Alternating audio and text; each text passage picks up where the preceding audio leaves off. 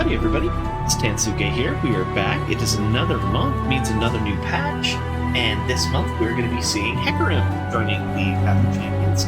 I did look a little bit into this, but coming into this, the main thing I'm expecting is we're going to get some ephemeral stuff. What are we going to be doing with ephemeral? That's what he's all about, and how does he differentiate from other Shadow Wild champions, and how does he stack up? So let's all take a look. Log in to play the patch. July 15th. Okay. No text, no blur. Just going to go straight into the new champion, Hecarim. He's still a 6 cost, 5/6. He focuses on attacking ephemeral allies. He has Overwhelm. He levels up. He gives ephemeral allies +3. Same as always.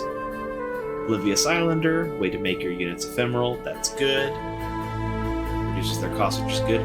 Bark Beast. The first time an ally dies, grant me +2/+2.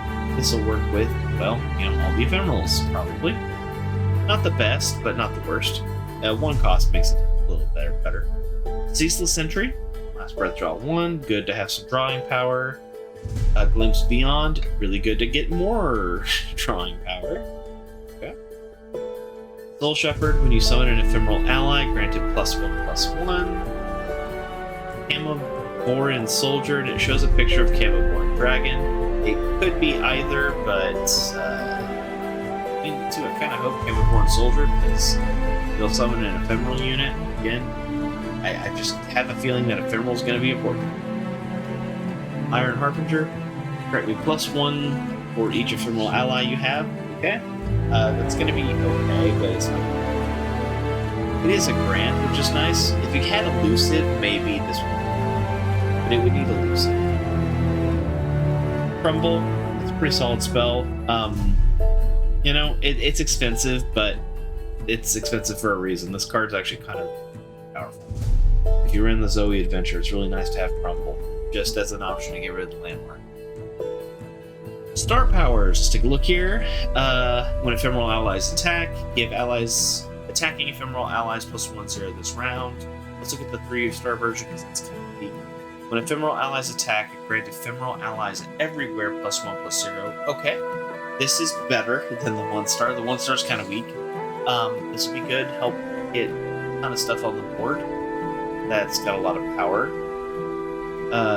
Onslaught of Shadows. You're standing with +1 starting mana, and create an Onslaught of Shadows in hand. You already have one. Reduce its cost by 1. This is his champion spell, and it summons 2 Spectral Riders for 2 mana. So this would make it a 2 cost, then 1 cost, then 0 cost, which is nice. Let's see, Devastating Charge, yes. Duelist, when you summon an ally, give a challenger this round. This is, a way for your ephemeral units to have challenger. They're not going to need it for more than 1 round anyway, so that's not the end of the world. Mana Flow, gain another mana gem, standard 5-star. This is the one that I heard a lot about. Rampage. Each round, the first time you play a unit, summon an ephemeral copy of it attacking. This is literally Lilia's 6-star. If I go into Legends of Runeterra right now, and I go find Lilia, and I look at her 6-star, it's going to be very similar to this, if not word for word. Each round, the first time you play a unit, it's literally word for word the exact same, which is certainly a choice. But it fits him very well here, and he's going to want ephemeral units attacking because of this Devastating Charge. So I think it's worth it to get this duplicate thing. If there were to do something to help Lilia differentiate, maybe a different 6-star could work. Because her 6-star is incredibly powerful. It's great. But, I understand people complaining about, hey, we have 2 champions with the exact same 6-star. That doesn't work. But Hecarim is going to be great. Relic, Hecarim's Glaive, Quick Attack. If I'm Hecarim, +1 starting mana. Very big value already.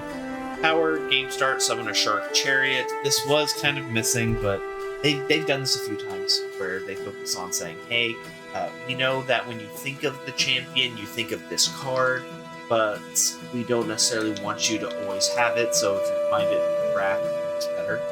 An example of this was Kale with finding Mahira. Find her, that's awesome. I think they wanted to focus on that. But it is a little unfortunate that you don't get Shark Chariot by default, because that is such a fun card. It really fits his name. That said, Hecarim himself doesn't know about that card. If you go in game and you look at Shark Chariot and you read the text, Hecarim's like, what? That's what he said. He's like, I don't remember this being here. Let's see. Shark. I think it was along those lines. She saw what? I see. Madness is a cruel mistress, Apothecary. At least the others make some degree of sense. Maybe it's in-game that he says it, but I swear Hecarim says something like, I don't remember that. But it is a very, it's a card that you think about with him. So, oh god, what did I just do? Okay. New bundles. Okay. Battle Pass bundle, I mean, yeah, these are the same as usual. There's Battle Pass version and Celebration bundle. Usually I'd only recommend getting these two if you're looking for one of these two, just depending on what you like. This relic will be good on him. They'll be really good on him because he's kind of mana, since he's expensive. And the Shark Chariot's nice. But the Battle Pass is always good. New followers. The new follower cards are being added to Path Champions only. Maddie, Noxus. So these are for Investment Warwick. A long time ago when Investment Warwick came out, right around Season 2 of Arcane, everyone said, hey, they don't really have a ton of unique cards or followers, what's going on? They said, you know what, you're right, we're going to add them. So this is them adding them. Maddie, definitely an Investa card, based on the show. Support, 1 cost 2/1. Support, deal 1 to my supported ally to give me +1/+0 inclusive this round. Not that strong of an effect, but also it's a 1 cost, so you can't really complain. What is it replacing in her deck? Okay. Oh, I guess we'll get to that later. Chemtech Needle Nose. Attack, deal 1 to a random enemy to grant me +1/+1. It's a 1 cost 0/1. This is absolutely a Warwick follower. That said, it's going to be kind of weak. I hope that they give this something like Elusive. I mean, it makes sense as a local scheme. So, giving it Elusive would be nice and help it out a lot. So, if I were to guess, this item is going to get is Elusive. Test subject number 2. Round end. If I survive damage this round, grant me +0/+1 and a keyword, and it is a 3 cost 2/4. This is nice. Warwick needed this. Warwick has had a problem for a while now, where his deck is not synergistic with his own 6-star. Before this patch, the strongest card, champion, besides Warwick himself, was the Shredder, and it was 2 health. You look and it's like, okay, 2 health, 3 health, 2 health, 3 health. Look at all that. They're so weak defensively. And this is actually a card that could let you scale now with that 6-star instead. So that is quite nice. Just because you can finally, and it's also if I'm hoping in my heart, it's either replacing the Jinx, discard a card to deal 5 damage, which is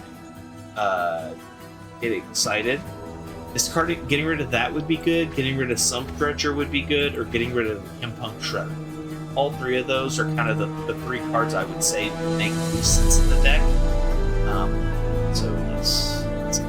Starting deck changes. Ambessa, where Maddie is going to be replacing Bladed Squire. I am not a biggest fan of this, actually. I think the Blade Squire actually had value because you could apply Phalanx with it. So from a power perspective, I think this was stronger, but from a theme perspective, I feel like this is better thematically anyway.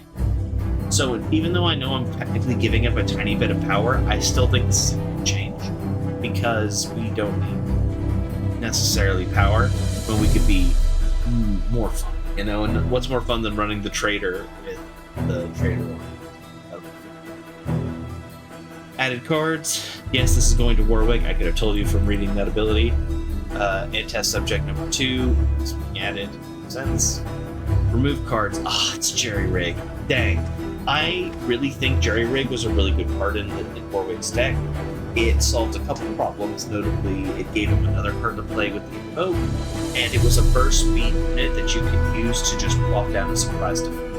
It was really good for that, and I'm sad to see it go, but I understand that the same thing with the other one. I think thematically this is going to be a good card. And Sunk Dredger's out, which is totally fine. Be gone. Test subject number 2 could be better that way. If it has the same items as Sunk Dredger, that's totally fine, because it just has Barrier. So you summon test subject number 2 with Barrier, and it gets +1 at a keyword. Now it's a some power 5 at the rate of cool. And you can use Cruel Experiments to instantly pop it and get more, value. So I think this is a great change.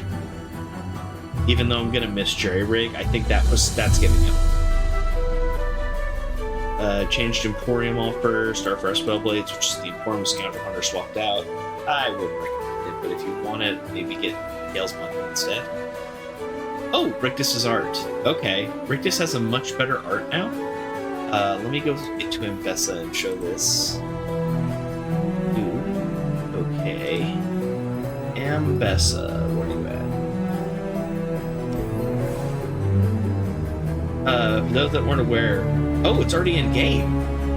Okay. Well, that's unfortunate. I can't show you. He used to have the card art of. He used to have the card art of an Arcane screenshot, but this is now unique art for Runeterra, and it looks great. And obviously, it's Maddie's card. Back to very nice. This is a good change. 10 out of 10 would be happy with. Okay. Bug fixes. Fix an issue where Hidden Tome was being triggered while Invoke Manifest was used on a level 2 champion when paired with Starforged Gauntlets. That sounds like a funny bug. So if you had Starforged Gauntlets and then you manifested or invoked a level 2 champion in